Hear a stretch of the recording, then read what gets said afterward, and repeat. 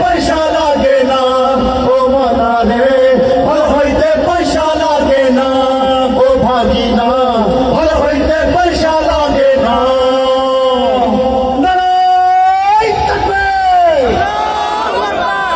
ভালো হইতে যদি কারো পয়সা লাগে, টাকা পয়সা যদি কারো লাগে, আদিক ভাইয়ের সাথে যোগাযোগ করবেন। আদিক ভাই দিবেন তো? আদিক ভাই কথা দিয়েছে, ভালো হইতে যদি পয়সা লাগে আদিক ভাই দেবেন। তারপরও ভালো হতে হবে, ভালো হতে বাধ্য থাকি বাবারা, কোন ছাড় নয়। আদিক ভাই দাঁড়িয়ে গেছেন আর আমরা আছি আদিক ভাইয়ের সাথে। আমরা এক আল্লাহকে রব মেনেছি, এটাই ছিল আমাদের অপরাধ। এই জন্য ওরা আমাদের উপর জুলুমের স্টিম রোলার চালিয়েছে। আতিক ভাই সাক্ষী, জুলুমের শিকার হয়েছেন। আমাদেরকে আয়না ঘরে নিক্ষেপ করেছে, আমাদেরকে জেলখানায় নিক্ষেপ করেছে। আমরা ফাঁসির মঞ্চে গিয়েছি, তবু বাতিলের কাছে আমরা মাথা নত করিনি। আমরা বলেছি, যদি তোমাদের হিংসার আগুনে জ্বলে পড়ে হয়ে যায়, যদি তোমাদের আক্রোশে ছড়ে চুরমার হয়ে যায়, যদি তোমাদের পথের কাটা মনে করো আমাদের, ষড়যন্ত্রের চাল বনে নাও প্রস্তুতি যুদ্ধের। যদি আমাদের ফাঁদে আটকাতে খোঁজো নানান উপায়, যদি আমাদের ফাঁদে আটকাতে খোঁজো নানান উপায়, সোজা পথে হেরে বাঁকা পথে নাও চাতুরীর আশ্রয়। যদি পৃথিবীর প্রতিটি কোণায় করে তোলো কারাগার, যদি আমাদের সব রসদের বন্ধ করো দর, যদি বুলেটের আঘাতে বসতি কেঁপে ওঠে থরথর, তবু স্লোগানে একটাই ধ্বনি তুলব বারে বার, নারায়ে তাকবীর আল্লাহু আকবার, নারায়ে তাকবীর আল্লাহু আকবার, নারায়ে তাকবীর আল্লাহু আকবার, নারায়ে তাকবীর আল্লাহু আকবার। হয়ে গেছে ভাই, তবু পথ চেয়ে থাকি বসে, শহীদ আবরার হয়ে। সে যদি ফিরে আসে পিতামাতা হারিয়ে, অবুঝ শিশুকে দেখায়, বিচার করো ওগো প্রভু, আমি নালিশে দিয়ে যাই। ঘুম হয়ে গেছে ভাই, তবু পথ চেয়ে থাকি বসে, শহীদ আবরার হয়ে। সে যদি ফিরে আসে পিতামাতা হারিয়ে, অবুঝ শিশুকে দেখায়, বিচার করো ওগো প্রভু, আমি নালিশে দিয়ে যাই। নর পিশাচ সীমারের দল জানো না এই খবর, আমরা তো সেই উত্তর সুরি পেলাম। কিছু আর শত আঘাত তাকবীর ধ্বনি তুলব চাই আমার, নারায়ে তাকবীর আল্লাহু আকবার, নারায়ে তাকবীর আল্লাহু আকবার, নারায়ে তাকবীর আল্লাহু আকবার, নারায়ে তাকবীর আল্লাহু আকবার। শুয়েছি ব্যথা ঝরেছে রক্ত কত, তবু জিহাদের ডাক আসে যদি না শুকাতে ক্ষত। ঘরে বসে কেউ রইব না কঠোর অজুহাতে, যাব রাজপথে জীবন বিলাতে আলী হামজার মতো। মেরেছ অনেক সইছি ব্যথা ঝরেছে রক্ত কত, তবু জিহাদের ডাক আসে যদি না শুকাতে ক্ষত। ঘরে বসে কেউ রইব না কঠোর অজুহাতে, যাব রাজপথে জীবন বিলাতে আলী হামজার মতো। মুসলমানের প্রতিটি ঘরে জেগে আছে কি তুমি, প্রয়োজনে ফের অসুর তেল্লা গড়বে রহবার, একটাই সে স্লোগান হবে আল্লাহু আকবার, নারায়ে তাকবীর আল্লাহু আকবার, নারায়ে তাকবীর আল্লাহু আকবার, নারায়ে তাকবীর আল্লাহু আকবার, নারায়ে তাকবীর আল্লাহু আকবার। যদি এই আমিরাতে অবাঞ্ছিত হয়ে রই, স্বাধীন এই জনপদে যদি শৃঙ্খলিত হই, সত্যের পথে চলা যদি বড় অপরাধ হয়, সেই অপরাধে আমি অপরাধী হতে চাই। যদি এই আমিরাতে অবাঞ্ছিত হয়ে রই, স্বাধীন এই জনপদে যদি শৃঙ্খলিত হই, সত্যের পথে চলা যদি বড় অপরাধ হয়, সেই অপরাধে আমি অপরাধী হতে চাই। যদি সমাজে চেতনার নামে ছড়াও মিথ্যাচার, আবার যদি বন্দী করো শত পাখি করা, তবু স্লোগানে একটাই ধ্বনি তুলব যে আবার, নারায়ে তাকবীর আল্লাহু আকবার, নারায়ে তাকবীর আল্লাহু আকবার, নারায়ে তাকবীর আল্লাহু আকবার, নারায়ে তাকবীর আল্লাহু আকবার, নারায়ে তাকবীর আল্লাহু আকবার, নারায়ে তাকবীর আল্লাহু আকবার।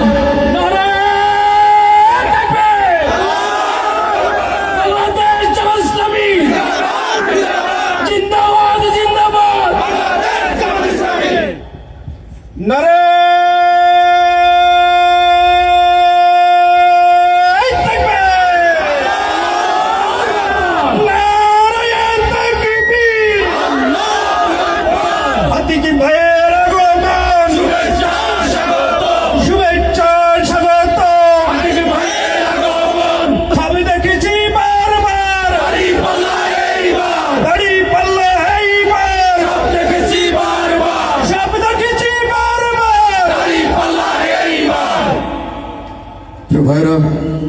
বিদায় দিচ্ছি।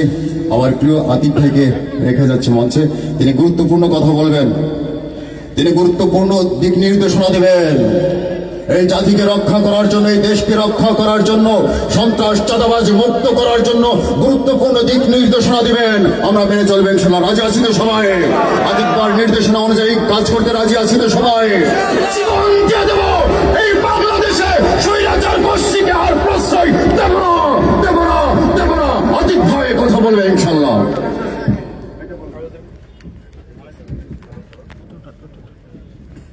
আউযু বিল্লাহি মিনাশ শাইতানির রাজীম। বিসমিল্লাহির রহমানির রহিম।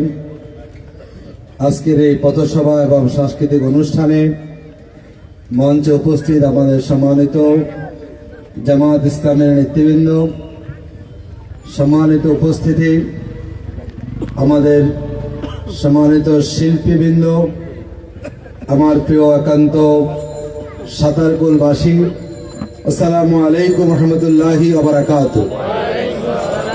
আপনারা সবাই কেমন আছেন? আমাদের অনুষ্ঠান কেমন হচ্ছে?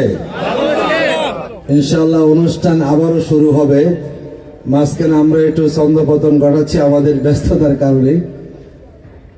সম্মানিত উপস্থিতি, আমরা আজকের এই আয়োজনে অত্যন্ত শ্রদ্ধার সাথে স্মরণ করছি সে সমস্ত শহীদদের যারা 24-এর 5ই আগস্ট একটা গণবিপ্লব সম্পাদনের ক্ষেত্রে যারা নিজেদেরকে বিসর্জন দিয়েছেন। আমরা সে সমস্ত শহীদ ভাইদেরকে অত্যন্ত শ্রদ্ধার সাথে স্মরণ করছি, যাদের রক্তের বিনিময়ে আমরা একটা নতুন বাংলাদেশ পেয়েছি, যাদের রক্তের বিনিময়ে আমরা আজকে কথা বলার স্বাধীনতা পেয়েছি, যাদের রক্তের বিনিময়ে আজকের এই সাতারকুল ব্রিজে একটি উন্মুক্ত অনুষ্ঠান করার সুযোগ আমরা পেয়েছি। আল্লাহ রাব্বুল আলামিন আমাদের শহীদ ভাইদের কবুল করুন, তাদের জান্নাতের সর্বোচ্চ মর্যাদা দান করুন। সম্মানিত সুধী মণ্ডলী, আমাদের এই বাংলাদেশ, এই দেশটাকে আমরা অনেক ভালোবাসি, এই দেশটাকে নিয়ে আমরা গর্ব করি। পৃথিবীর কোন দেশ এত সৌন্দর্যে ভরা নয় যত সৌন্দর্যে ভরা আমাদের এই বাংলাদেশ। এই দেশে প্রাকৃতিক সম্পদে ভরপুর। এই দেশের মানুষ অনেক বেশি পরিশ্রমী, অনেক বেশি অল্পতুষ্ট, কিন্তু দুর্ভাগ্য হচ্ছে এত সম্পদ, এত সৌন্দর্য, এত রূপের বাহার, এত পরিশ্রমী জনবল পাওয়ার পরও আমরা দীর্ঘ সময়ও এখনো আমরা আমাদেরকে উন্নতির শিখরে আমরা আরোহণ করতে পারিনি। আমাদের এই দেশ স্বাধীন হয়েছে প্রায় 54 বছর হয়েছে। আমরা যারা এই প্রজন্মে আজকে কথা বলছি, আমরা সেই যুদ্ধ আমরা দেখিনি, যুদ্ধের গল্প আমরা শুনেছি, শহীদদের গল্প আমরা শুনেছি। যে বাংলাদেশে গড়ার প্রত্যাশা নিয়ে সেই সময় মানুষেরা জীবন দিয়েছিল, দেশকে স্বাধীন করেছিল। আজকে এত বছর পরে হলো যদি আমরা জিজ্ঞাসা করি, আমরা আসলে তার কতটুকু অর্জন করতে আমরা পেরেছি? এত দীর্ঘ সময় আমাদের বাংলাদেশকে আমরা দুর্নীতি মুক্ত করতে পারিনি। এত দীর্ঘ সময় আমাদের এই বাংলাদেশকে আমরা শোষণ মুক্ত করতে পারিনি। এই দীর্ঘ সময় এসেও 26-এর 5ই আগস্টে যে আন্দোলন সফল হয়েছিল, সেই জুলাই আন্দোলনকে প্রতিহত করার জন্য আমাদের সরকারের পক্ষ থেকে নির্দেশ দিয়ে পাখির মতো গুলি করে ছাত্র জনতাকে হত্যা করা হয়েছিল না? বলেন, আমরা কি বাংলাদেশ চেয়েছিলাম? কখনো আমরা পেয়েছি স্বৈরাচার, কখনো আমরা পেয়েছি বাকশাল, আবার আমরা কয়দিন আগে পেলাম দীর্ঘ সময়ে ফ্যাসিবাদের যন্ত্রণা, যেই যন্ত্রণা বাংলাদেশের সকল মানুষকে কাঁদিয়েছে। বলেন ঠিক না? আলেম ওলামা, শিক্ষক থেকে শুরু করে সাংবাদিক, ছাত্র, রাজনৈতিক নেতৃবৃন্দ, এমন কোন শ্রেণী পেশার মানুষ ছিল না যে মানুষগুলো ওই সময়ে তারা জুলুমের নিপীড়নের শিকার হয়নি। আমরা এই সময় আমাদের প্রিয় নেতৃবৃন্দকে আমরা হারিয়েছিলাম। যেই নেতারা 2001 সাল থেকে 6 সালে তারা মন্ত্রণালয়ে দায়িত্ব পালন করেছেন, যাদের নেতৃত্বে দেশের মানুষ একটা দুর্নীতি মুক্ত বাংলাদেশ গড়ার স্বপ্ন বিবর ছিল, শুধু এতটুকু অপরাধে সেই মানুষগুলোকে প্রতিহিংসা পরায়ণ হয়ে মিথ্যা মামলা দিয়ে কারাগারে ঢুকিয়ে তাদেরকে তারা ফাঁসিতে হত্যা করেছে, ঠিক না বলেন? এর মূল লক্ষ্য যাতে করে আমাদের এই নেতারা একটা দুর্নীতি মুক্ত বাংলাদেশ গড়তে না পারেন। সম্মানিত সতারকুলবাসী, আমি সেই দিকে আলোচনা লম্বা হয়ে যাবে, আমি যেটুকু বলছি, এই লম্বা সময় আমরা বাংলাদেশটাকে পেয়েছি, আমরা দুর্নীতি মুক্ত করতে পারিনি। এখন রাজনৈতিক নামে পদ পদে ব্যবহার করে চাঁদাবাজি হচ্ছে, দখলবাজি হচ্ছে, টেন্ডারবাজি হচ্ছে, জুলুমতন্ত্র চলছে। আমরা মনে করি 26-এর 5ই আগস্টের পরে নতুন বাংলাদেশ এই অবস্থায় চলতে পারে না। আমরা বাংলাদেশ জামাত ইসলামের পক্ষ থেকে একটা নতুন রাজনৈতিক বন্দোবস্ত চাই। আমাদের শহীদ পরিবার, আমাদের শহীদের স্ত্রী, শহীদের ভাই বোনেরা প্রত্যাশা করে এই নতুন বাংলাদেশে আর পুরনো কোন রাজনৈতিক বন্দোবস্ত চলতে পারে না। বাংলাদেশ জামাত ইসলামের এবার প্রথম লড়াই হচ্ছে, যেই লড়াই কেউ সফল হতে পারেনি। আমাদের লড়াই হচ্ছে দুর্নীতির বিরুদ্ধে, আমাদের প্রথম লড়াই চলবে। যদি আমরা বাংলাদেশটাকে দুর্নীতি মুক্ত করতে পারি, বিশ্বাস করুন বিদেশি কোনো সাহায্য আমাদের লাগবে না।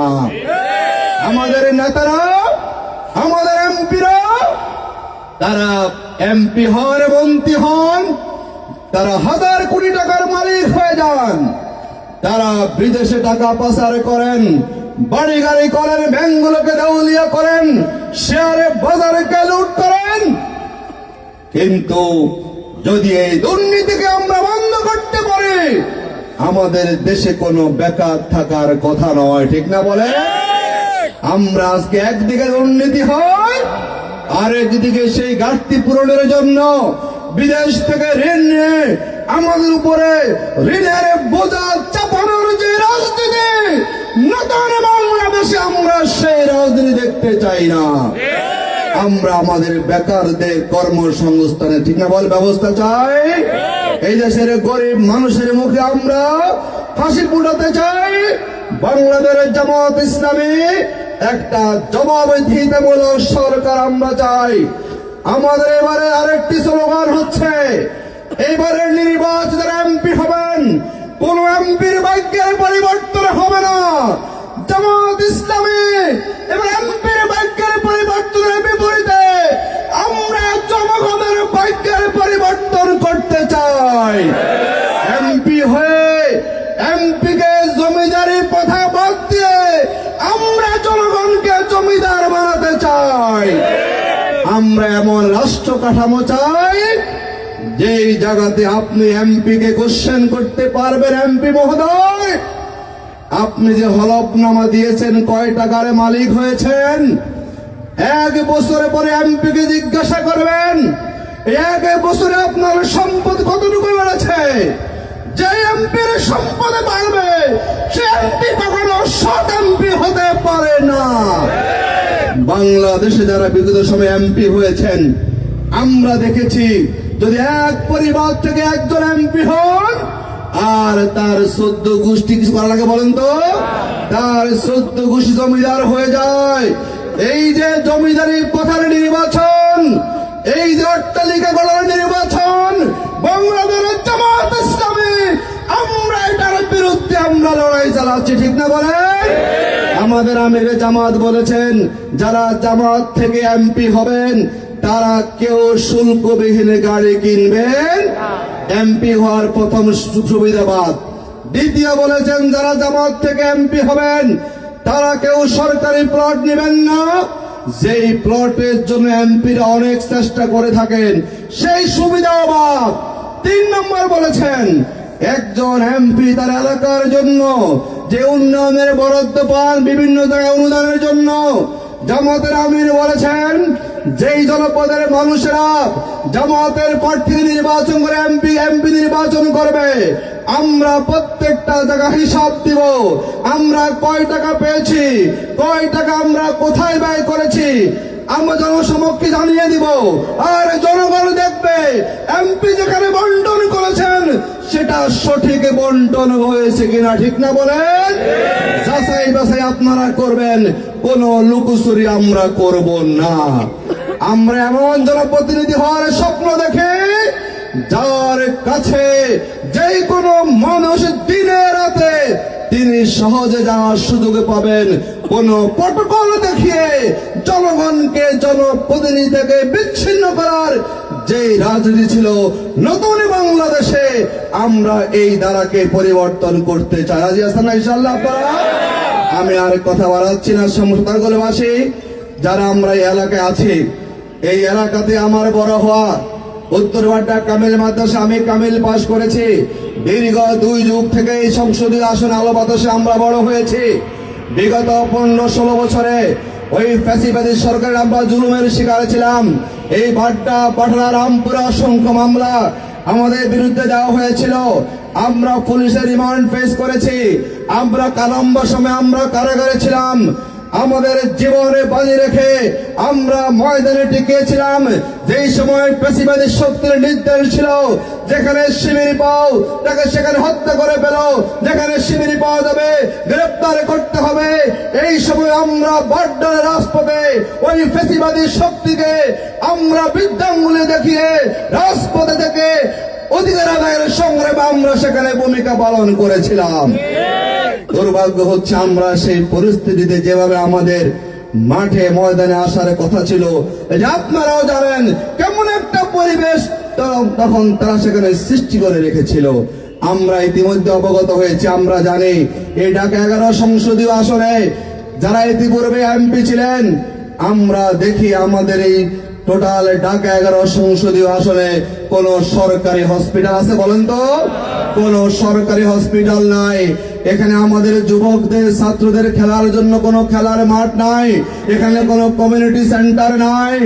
এখানে আমাদের বাচ্চাদের ভালো কোনো সরকারি স্কুল এখানে নাই, সরকারি কলেজ নাই। এখানে জনগণের জীবনের নিরাপত্তা নেই। একটি সন্ত্রাস কবলিত এলাকা।